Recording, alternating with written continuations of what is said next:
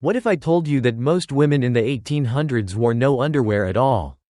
That beneath those layers of lace and tightly laced corsets, there was nothing? And that the very idea of covering certain parts of the body was considered optional, even among the wealthy and proper?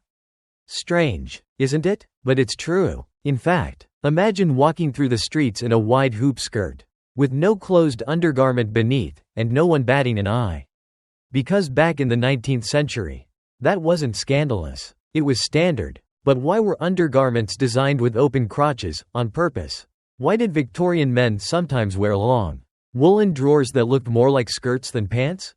And what if I told you that the way people did laundry, boiling water, scrubbing by hand, drying in the cold, was one of the biggest reasons underwear looked the way it did? Today, we're peeling back the layers, literally, to uncover what people actually wore under their clothes in the 1800s. From odd hygiene habits to surprising class differences. This is a part of history you've probably never seen in textbooks. So stay with me until the end, because every detail will surprise you.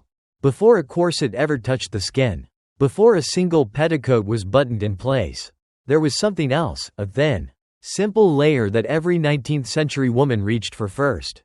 It wasn't glamorous, it wasn't meant to be seen, but it was essential. They called it the chemise, a loose-fitting linen or cotton shift that hung straight from the shoulders, often with short sleeves and a drawstring neckline, soft against the skin. It was the one thing that stood between the body and the harsh bones of a corset.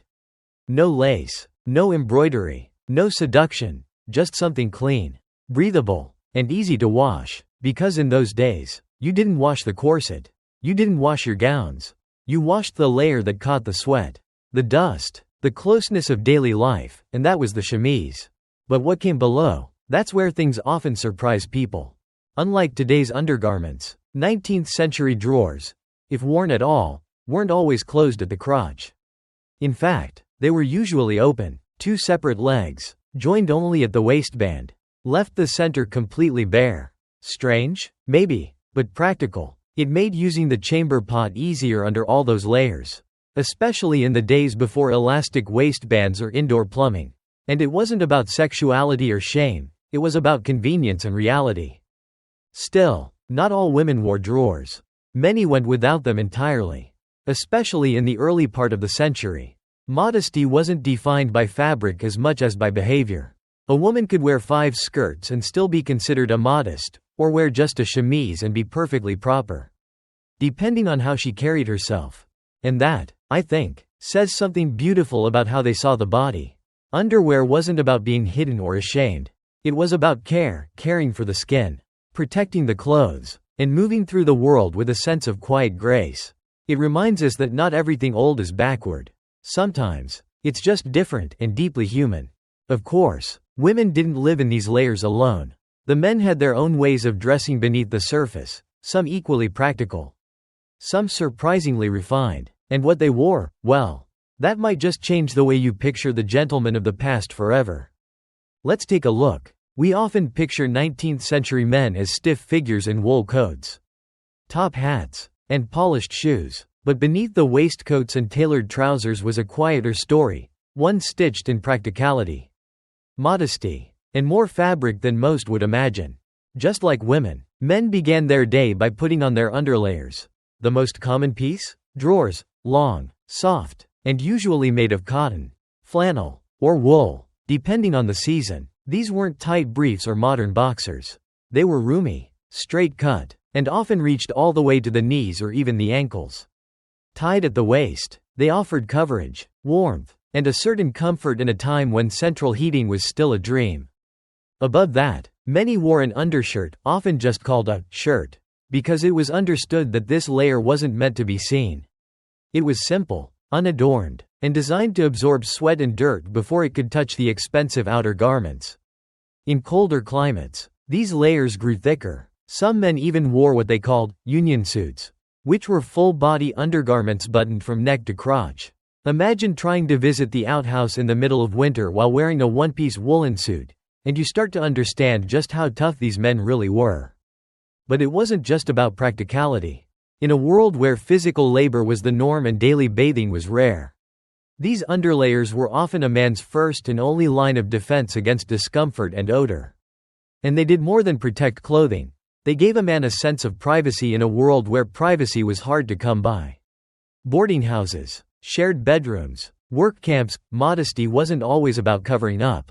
Sometimes, it was about holding on to a small space of dignity. And that's the lesson we often overlook.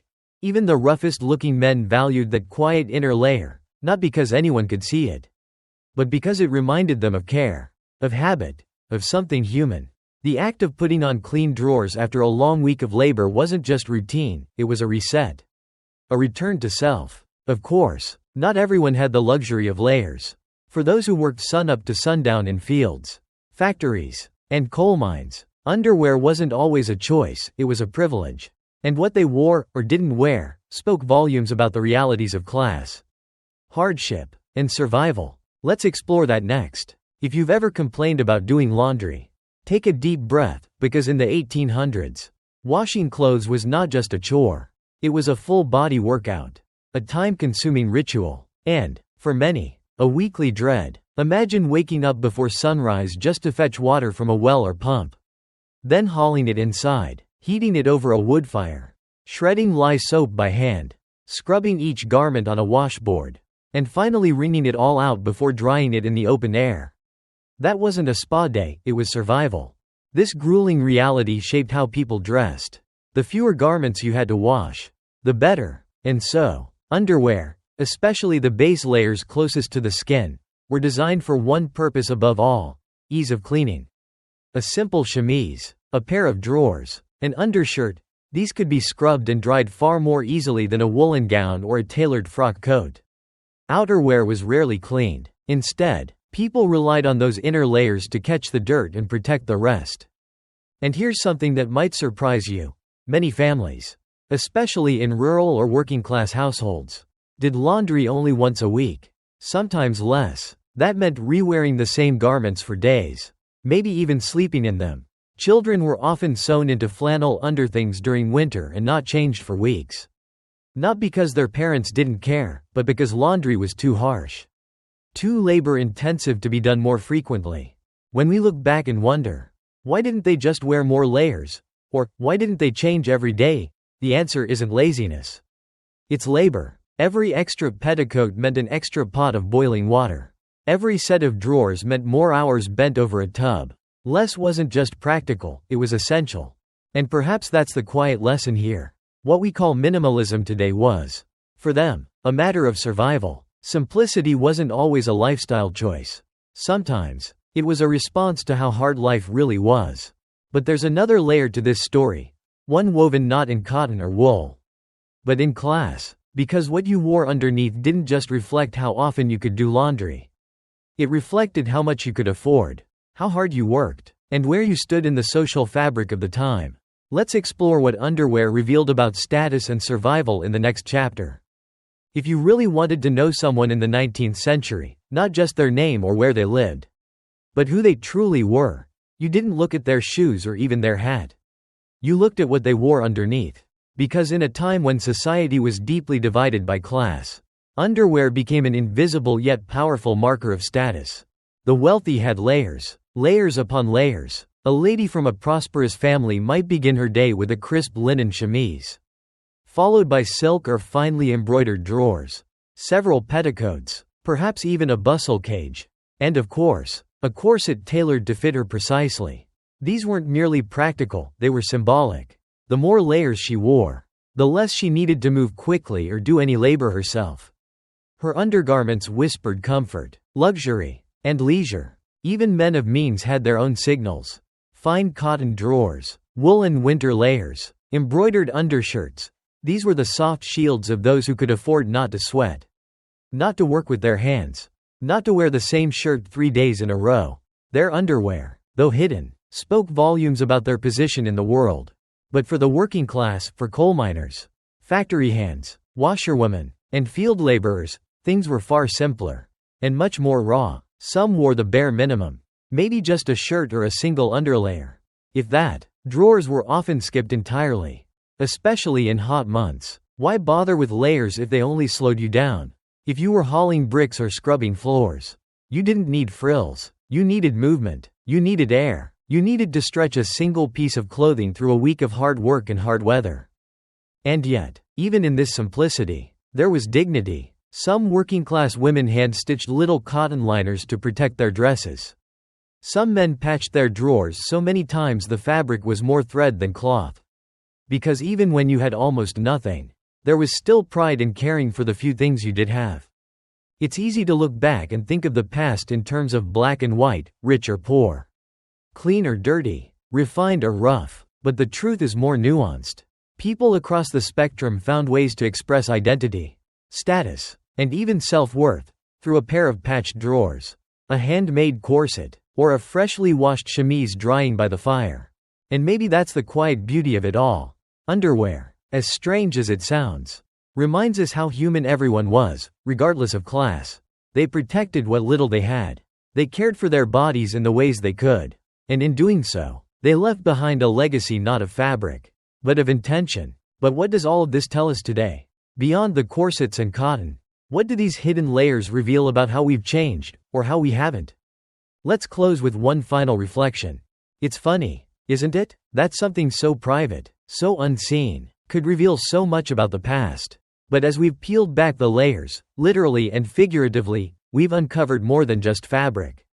We've uncovered how people lived, how they worked, how they moved through their days with intention, and how even the smallest choices spoke volumes about culture, class, and care. Underwear in the 1800s wasn't just about modesty. It was about managing the realities of life. It was about hygiene in a world without running water. About labor in a time before machines. About dignity when dignity was hard to come by. For the wealthy, it was comfort and luxury sewn into silk and lace. For the working class, it was a single cotton layer, washed, worn, patched, and worn again. Neither was better. Both were human. And maybe that's the lesson here. History isn't just written in grand monuments or royal declarations. It's stitched quietly into everyday things. A frayed chemise, a woolen drawer, a child's undershirt passed down from sibling to sibling.